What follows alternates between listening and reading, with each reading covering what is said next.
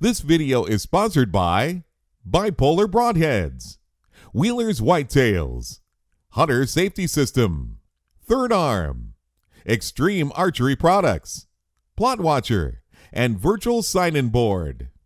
Welcome to Reality Hunt Club. This webisode I'm going to be talking about my preparation getting ready for Clockwork. Now this buck is famous, so stay tuned and hear what I'm doing to try to harvest him.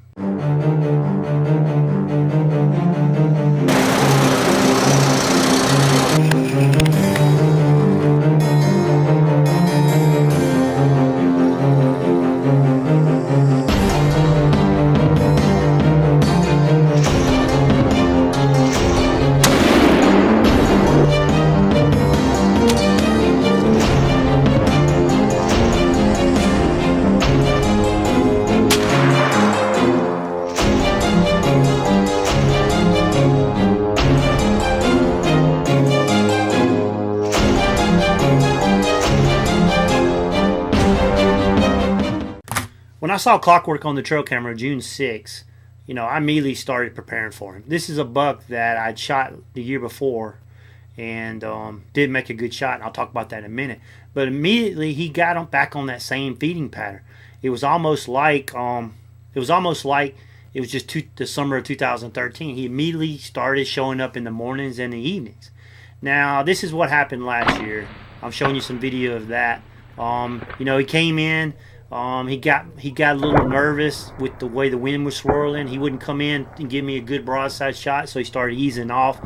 And because I was videoing and all that, plus he was walking, I rushed my shot, and I shot my wrong pin. I shot high, blah, blah, blah, excuse. And, as you're watching the video, that's what happened. So, what can I say? I've had a whole year to think about that.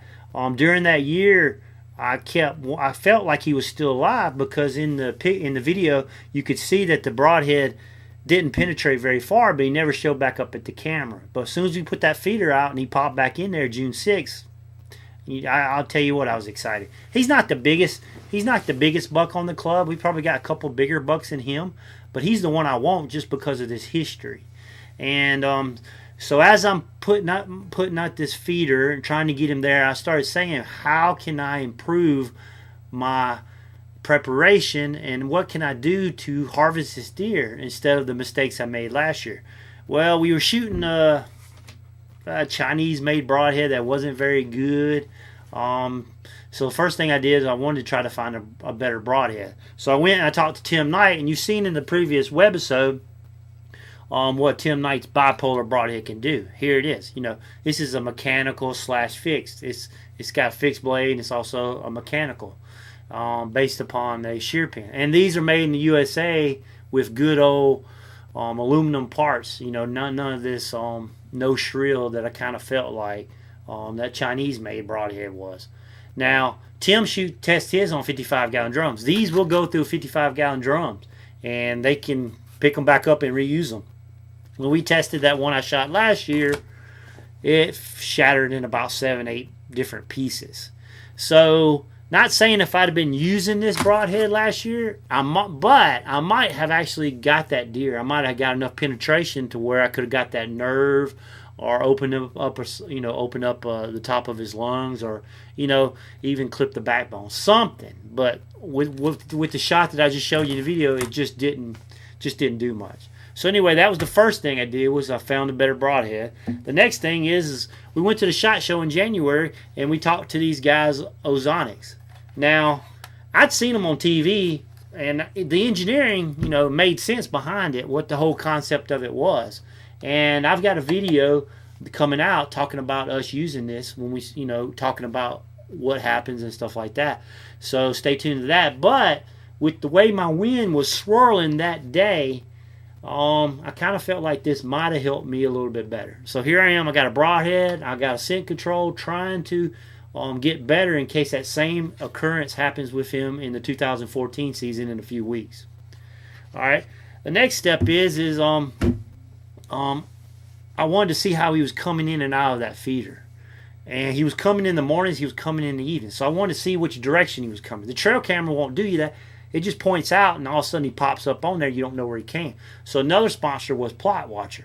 So I stuck a PlotWatcher 18 feet up in my tree stand, and I pointed it down toward my shooting area. You can see the feeder, and I'm showing you these videos right now. And sure enough, the PlotWatcher showed him coming in from the west in the mornings from a different bedding area. He'd come to the feeder, they'd feed a little while, then he'd ease out into the 4-year-old pines, and they'd bed down during the day. And then when about an hour before dark, sure enough, they would do the opposite. They would get up from their bedding in the middle of that 200 acres of 4-year-old pines, and they would come back through right down the road, right past the feeder. Well, last year I was walking through the road, and so sure enough, I know the 2 bedding areas, and I'm between him and the feed, so hopefully that's going to pay off. Now, with that said, next thing I was like, well, I'm walking in the road, so I'm walking right by the feeder. So I immediately got my weed eater, and I'm showing you a picture of this right now, and I weed eating me another trail into the stand so I don't have to walk where he comes in to the feeder and he can smell me. I use rubber boots and spray and all of that stuff, but you never know. Deer's noses are pretty good. So I got me a back door path into my stand.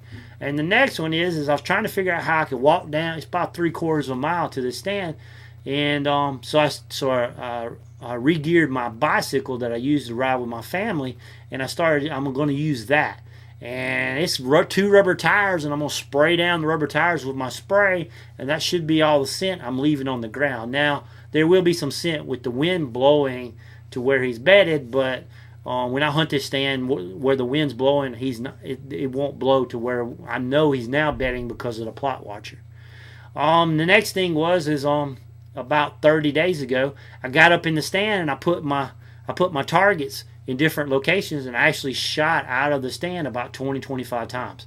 Now this gave me the opportunity to know exactly what pin I need to use in those certain situations, and you better believe I shot that same shot where I shot high at least 10 times, and plus I shot around where he should have stepped out, and so now I feel confident where shooting out of that stand, and I know what's happening. And the final thing, this is kind of not as important, but you've seen these cool towels. Well, they make a head net one that you can buy. And because it's 90, 100 degrees in Georgia, I decided to buy one. So you soak this in water. It can be warm water, and you slap it a couple times, and you put it on, and it runs cold for what I've tested for a good hour. So it gave me a chance to sit up in the stand and be comfortable. And of course, I got my thermocell and stuff like that, but I had that last year. So these are the steps that I used to prepare to try to get this buck. Opening day's a couple weeks off. Right now he's on a predictable schedule, but he's still got velvet on his horns, on his antlers, so he's probably fixing to rub that off. And as soon as he rubs that off, who knows what he's going to do. Last year he rubbed it off, and I hunted him 3 weekends in a row. He didn't show up until the 3rd weekend. And even on camera, he was gone. So stay tuned. Let's see if I can get old Clockwork, and maybe I can bring it to you. I'd love to show you a good old kill shot, and me sitting there with the grip in the horns and smiling and tell you that I got one of my nemesis from last year. So thanks for watching Reality Hunt Club, and stay tuned. If you like this show, watch our other shows at hunt365.tv. You can also subscribe to our YouTube channel by clicking the button on the screen, or connect with us and receive notices of all our new episodes by liking our Facebook page.